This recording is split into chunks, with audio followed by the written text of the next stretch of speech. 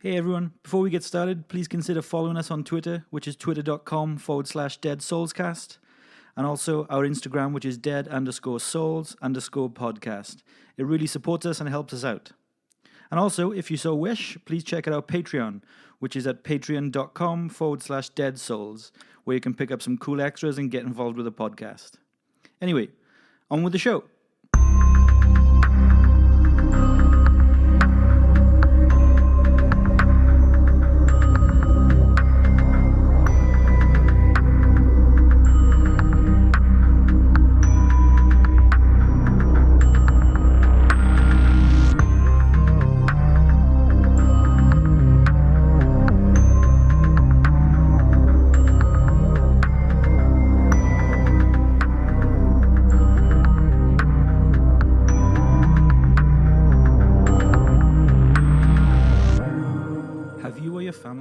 Seen a spook, spectre, or ghost? What even is a ghost? According to the Oxford English Dictionary, a ghost is an apparition of a dead person which is believed to appear or become manifest to the living. But sometimes those apparitions don't just appear and subsequently vanish. Sometimes they move objects, manipulate the environment, and possess the living. And whilst traditional possessions are said to be conducted by something much darker, malevolent, and evil in that of a demon, there is something that resides in the area between the two: poltergeists. Derived from the German language, the word poltergeist translates as noisy ghost or spirit. Noisy in that the troublesome, cantankerous, and hostile in their intent, poltergeist cases have been reported the world over and for centuries. They don't always share the same traits, but if nothing else is a certainty, they cannot be ignored. And they don't always end well for the living. This is the chilling tale of the Enfield Poltergeist. Many will already be familiar with this story. It is possibly Britain's most well-known poltergeist case. It has been the subject of various documentaries, television dramas, and movies, most recently having the Hollywood treatment by being the source material for the Conjuring 2. But like all adaptations in film and television, the story has been stretched, changed, and melded into various different formats, and the true and factual story gets lost along the way. An example of this being the aforementioned Conjuring 2, which follows the story of Ed and Lorraine Warren, two demonologists from the United States who researched and exorcised a number of famous hauntings and possessions throughout the 60s, 70s, and 1980s.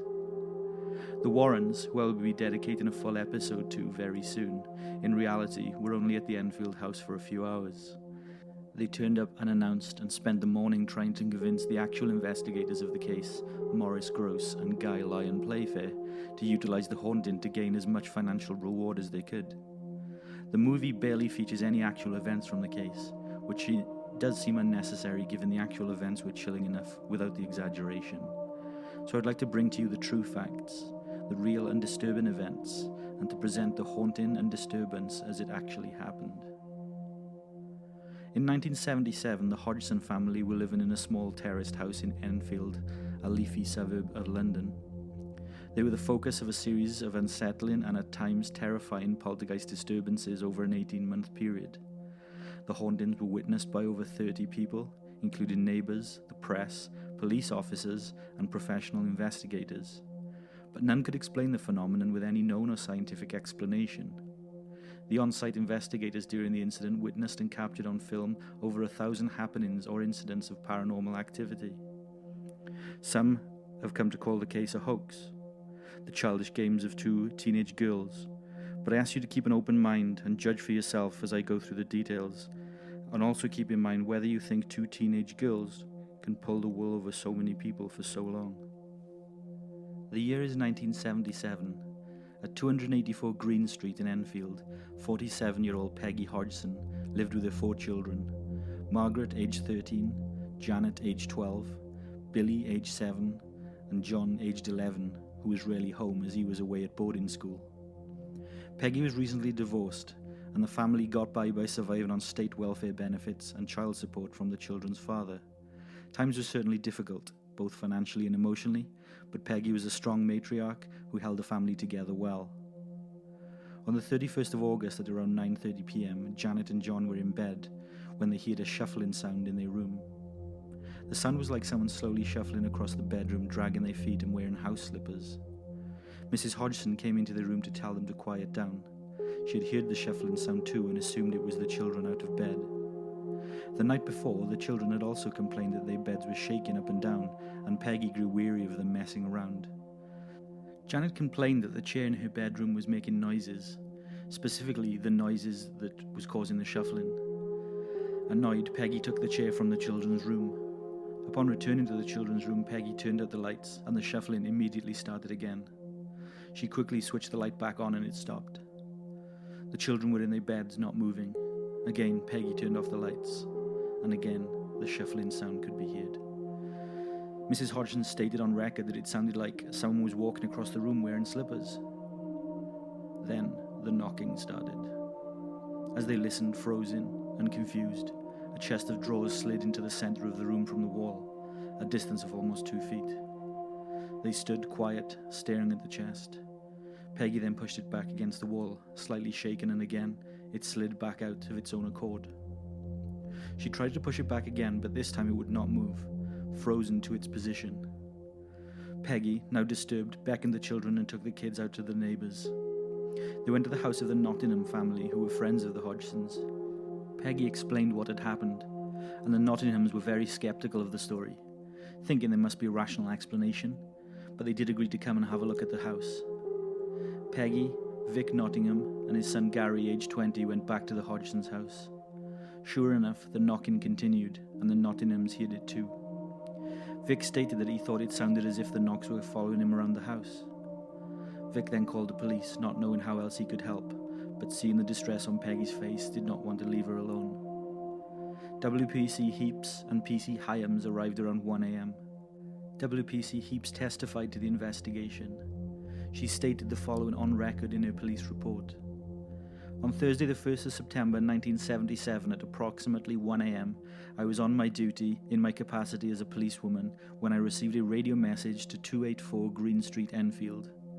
I went to this address where I found a number of people standing in the living room.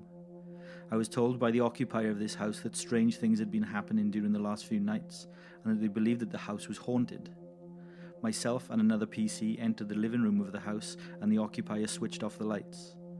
Almost immediately I heard the sound of knocking on the wall that backs into next door neighbour's house. There were 4 distinct taps on the wall and then silence. About 2 minutes later I heard more tapping, but this time it was coming from a different wall. Again it was a distinctive peal of 4 taps. The PC and the neighbours checked the walls, attic and pipes, but could not find anything to explain the knockings. The PC and the neighbours all went into the kitchen to check the refrigerator pipes, leaving the family and myself in the living room.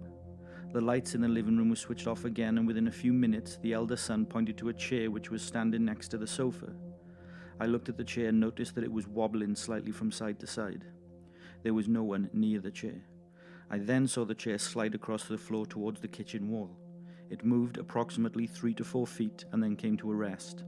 Again, no one interacted with the chair, and no one touched the chair.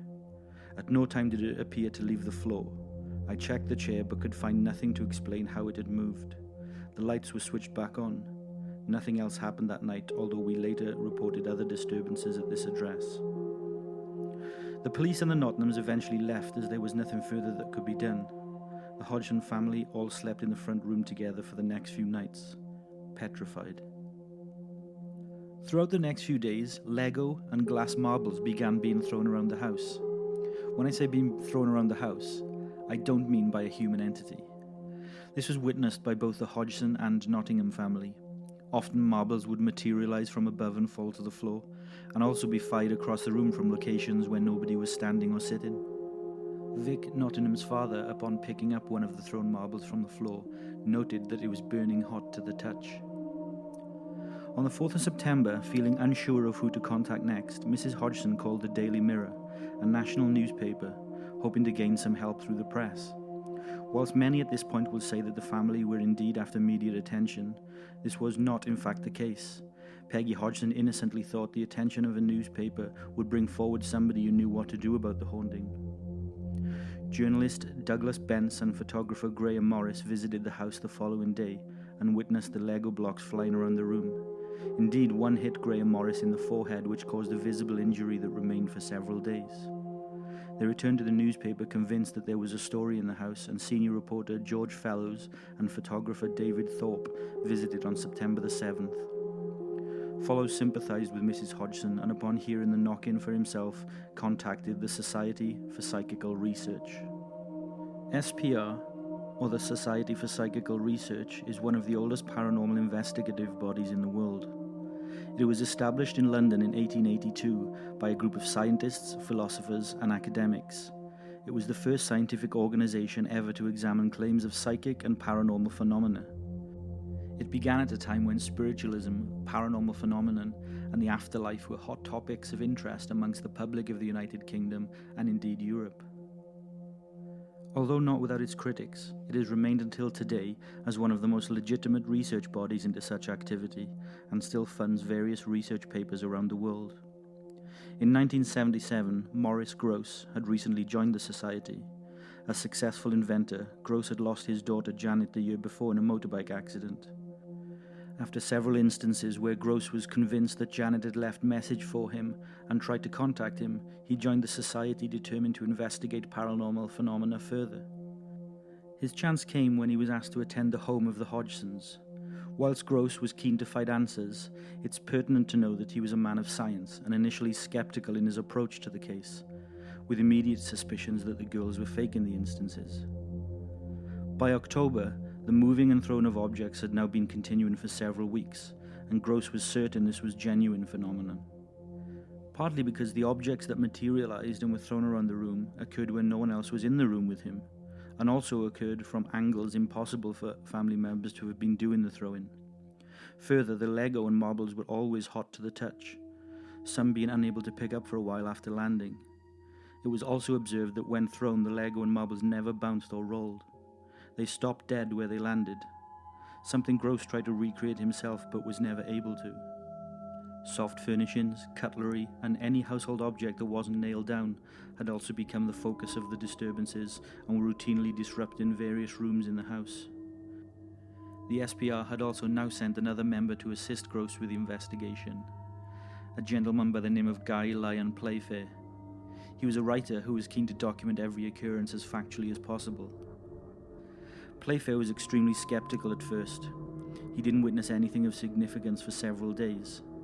Determined to find out if the family were responsible, he set an initial trap. Both he and other investigators, including Grosse and the journalist from the Daily Mirror, cleared all objects that could be moved from Janet's room. Playfair reported that after some time they all heard a tremendous vibrating noise, which came from the room. It was as if somebody was drilling a great big hole, he said. He went into the room to find the fireplace torn out from the wall. It was one of those old Victorian cast iron fires that must have weighed 60 pounds. The children couldn't have ripped it out of the wall, but in any case, it was there. The pipes to supply the fireplace had been ripped clean in half. The children could not have done this, and it was most certainly attached and fitted to the wall before. Although Maurice Grosse and Guy Lyon Playfair were convinced by this point, many members of the Society for Psychical Research were not so quick to believe. Many thought it was simply the girls playing tricks to gain attention. In later years, Janet admitted to sometimes messing about. When phenomenon didn't occur for a while, she felt the need to create some. But she is adamant that they only played small tricks a few times, and none of the major events were hoaxes. Maurice Grosse confirmed this also. He stated that yes, once or twice the girl played tricks and messed around, but when they did, they were always caught as their tricks were obviously them and bore no resemblance to the actual phenomenon. The actual phenomenon which had characteristics, consistency and method to it. Grosse later estimated that any tricks the girls pulled would account for no more than 2% of what was witnessed by him and others. By November, Grosse had noted that the knock-in sounds around the house had seemed to become more intelligent and started to ask the source of the sounds questions by simply talking or shouting at it when the sounds occurred. They started simply, requesting the perpetrator to knock once for no, twice for yes. Upon asking it if it was dead, it replied by knocking 53 times. Throughout November, Janet's behavior was observed as getting more and more erratic, often becoming very unsettled. The words possession were never used by Grosse, but he went as far as saying that at times Janet seemed to be taken over acting very strange and certainly not at all herself.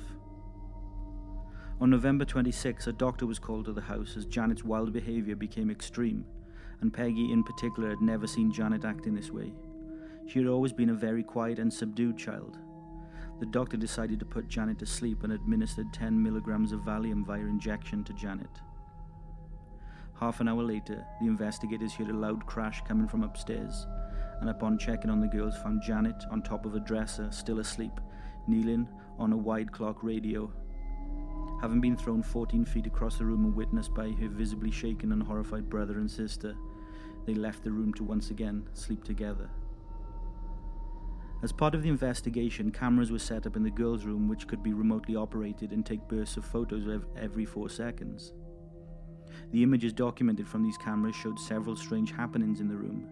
The first was a pillow appearing to twist around in midair, thrown by no one. The second was a curtain appearing to twist around by itself, though no windows were open. The most extreme photos caught were images of Janet levitating in the air and being thrown from her bed while still asleep and also awake. Janet stated, "The levitation was scary because you didn't know where you were going to land. I remember a curtain being wound around my neck. I was screaming. I thought I was going to die." On December the 10th, the intelligence of the disturbance progressed further. A voice now began to emanate through Janet. Janet on occasion began speaking in a deep, guttural and gravelly voice, and also began growling and barking along with strange whistles. Janet described it as like somebody standing behind me, putting their hand on my neck and squeezing tightly. The investigators recorded several interviews with this voice, and one crucial recording during an interview by both investigators, the voice refers to himself as a man by the name of Bill, who had died in the house several years earlier. The Hodgsons had no knowledge of any previous owners, however, and stated that when they moved into the house, the previous occupants were a young family of 4, which was confirmed with local housing records. The investigators, in an attempt to again test how genuine the phenomenon of the voice was, decided to put water in Janet's mouth and covered it with a strip of tape. They then asked it questions, but the voice still spoke. John Hasted, a physicist at London's Birkbeck College, carried out an experiment together with Adrian Forsin, a phonetics expert at University College London. Tests with a lingograph indicated that the voice was using Janet's false vocal folds, something that humans don't utilize in speech. Further, they noted that if a person could train themselves to talk using their false vocal folds for any period of time, they would suffer from a very sore throat at best, with the danger of long-term injury very real. Janet, however, would talk to investigators in this voice for hours on end, and later, upon returning to a normal voice, would suffer no adverse effect at all.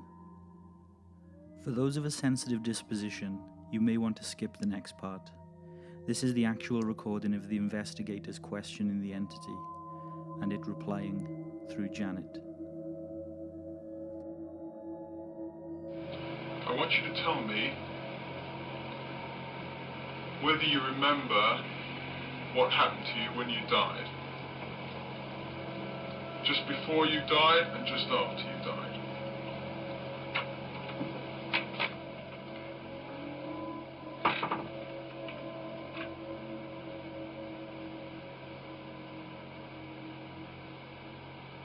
Days before I died, I went blind. Then I had an hemorrhage, and I fell asleep, and I died in a chair in the corner downstairs. Why can't Janet feel you? I'm invisible. You're invisible? Why are you invisible? I'm a G-H-O-S-T. Several months later, Gross was contacted by a man by the name of Terry Wilkins. Terry had heard about the occurrences at the house through the press and had contacted Gross to tell him that many years earlier, his father had lived in the Hodgsons' home. He had, Terry confirmed, died of a hemorrhage in his favourite chair on the first floor. His father's name was Bill Wilkins. The disturbances continued in much the same vein until in July 1978, Janet was admitted to Maudsley Hospital for extensive psychiatric testing. 2 months later, she was given a clean bill of health with no signs of Tourette's, epilepsy, or any other illness which could partially explain some of the events from the past months. After her return home, the disturbances calmed down. Almost as quickly as they had begun, the strange happenings at the Hodgson home had finally ceased. The family, Peggy and her daughters and son, never gave further interviews or talked about what happened over that 18-month period in the 1970s. But Janet did later come forward in the 1990s and 2000s to give her side of the story, which didn't differ in any way to the documented events recorded by Gross and Playfair. Even though I've only spoken about the smallest fraction of instances that occurred at Green Street in 1977 and 78, there is a wealth of information and over 1,000 recorded instances of phenomenon that had occurred. I strongly recommend Guy Lyon Playfair's book called This House is Haunted to garner the full scope of the recorded instances. Today, 40 years on, the Enfield case remains as Britain's most famous haunting, and though has had extensive criticism, has never, ever been debunked. Take care of yourself, everyone, and sleep tight. And remember to stand firm as you enter the darkest night.